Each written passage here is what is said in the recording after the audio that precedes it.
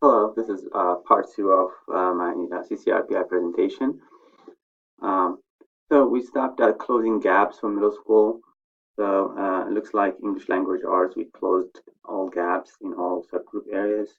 In math, uh, our economically disadvantaged and student with disability uh, and African American population have not closed their gaps.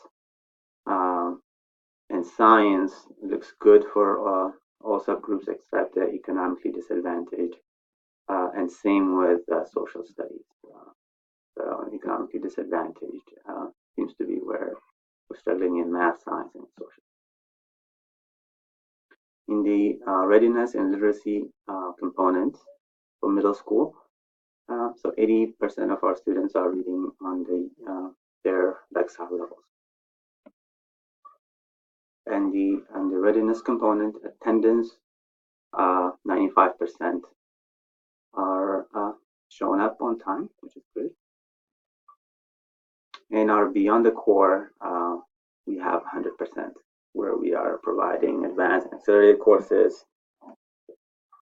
and courses such as Arabic and PE art. All right. So some stars and stairs to for elementary and middle school. Um, so some of the stars that we've noticed in this presentation are in elementary. Our ELL subgroup have done really well in ELA and math, and our SPED population have done really well in ELA and math. Our African American subgroup in all subject areas have shown great performance. In middle school, our ELL subgroup in ELA and math again, and our SPED subgroup have done well in ELA and math. And our overall science was good in middle school. Looking at our stairs, where we need to improve in elementary, are economically disadvantaged in social studies needed some improvement.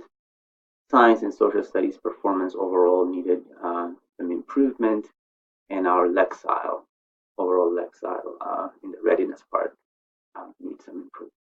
In middle school, some of our stairs were overall math performance and our economically disadvantaged population in science and social studies.